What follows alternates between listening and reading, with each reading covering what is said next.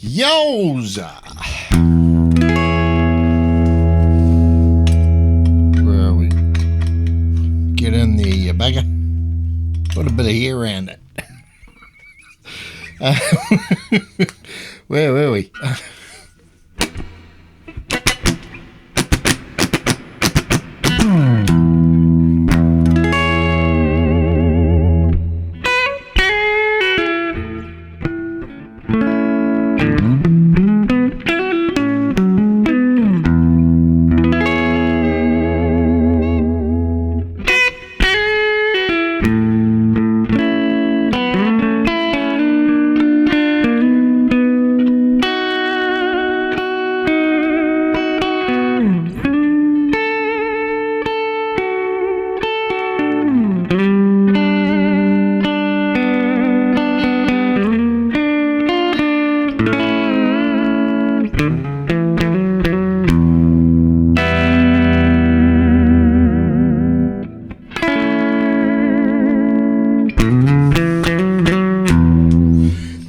Okay, so enough of that little interlude. Where are we? So we were talking in the last episode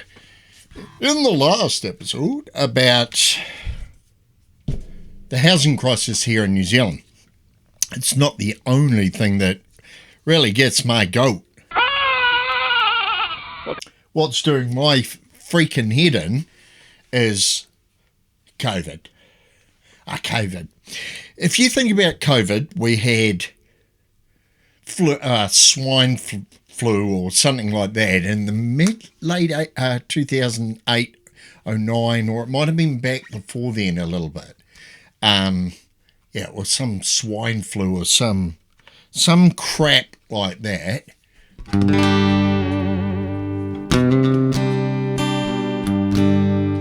And then we had, of course, COVID.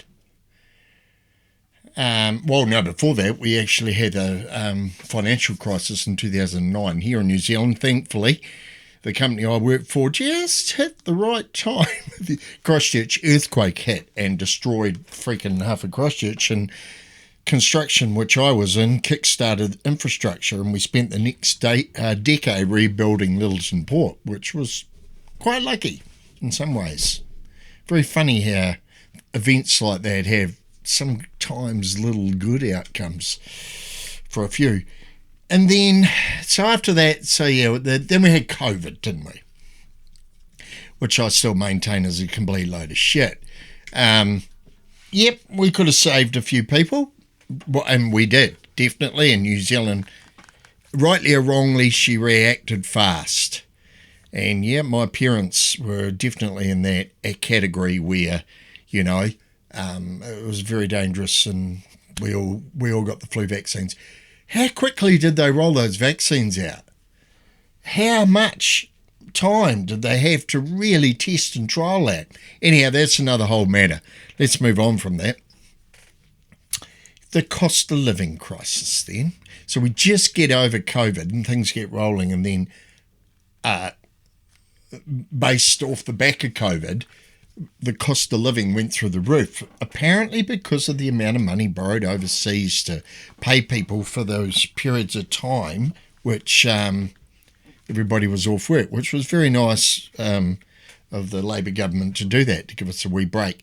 I stupidly was one of those people who took a mortgage holiday too, which only beat you in the bum down the track. So then we get over that. And then, so it's pretty much for the last 2-3 years, everybody has noticed the cost of living going through the roof, which has only been eating away everybody's wages and salaries and etc., hasn't it?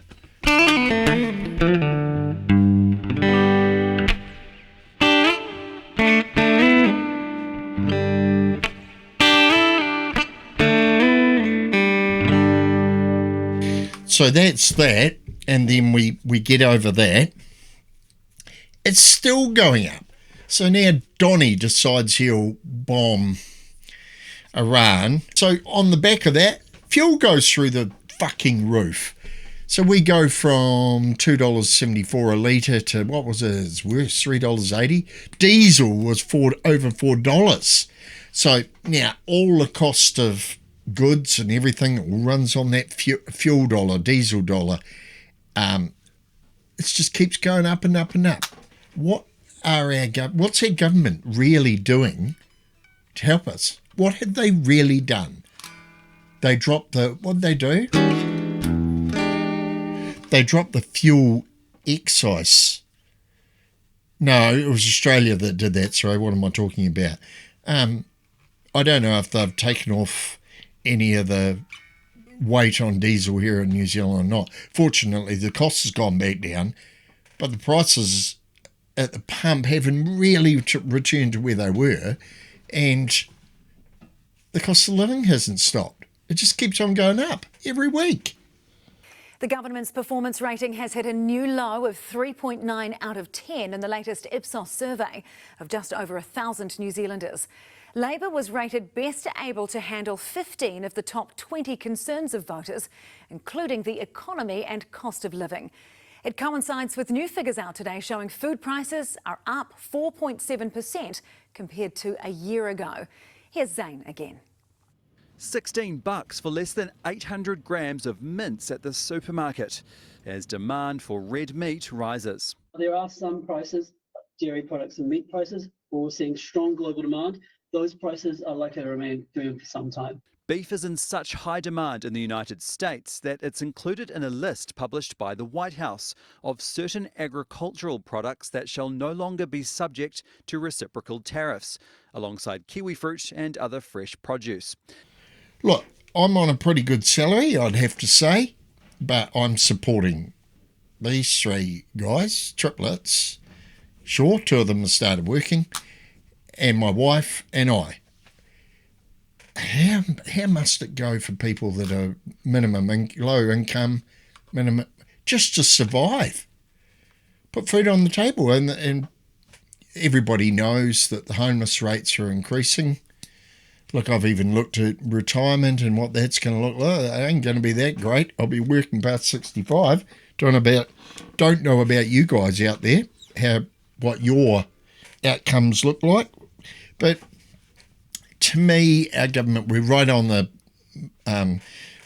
bridge of an election at the moment, of course, and they're all making promises in the world. But to be honest, just the cost of living, a democratic country like ours, since the end of World War II, before that, it was kind of not really the world's greatest living environment, but then, to be fair, there wasn't the same wants and needs and demands, and post-World War II there was a lot of prosperity, and the average working person got the guaranteed 8-hour day and holidays and all the rest of it.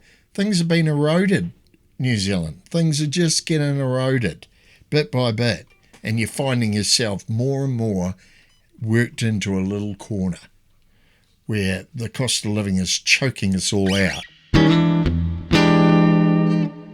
I don't know. You tell me what you think, but that's my gut feeling on things. I'm not overly stoked on it. Anyhow,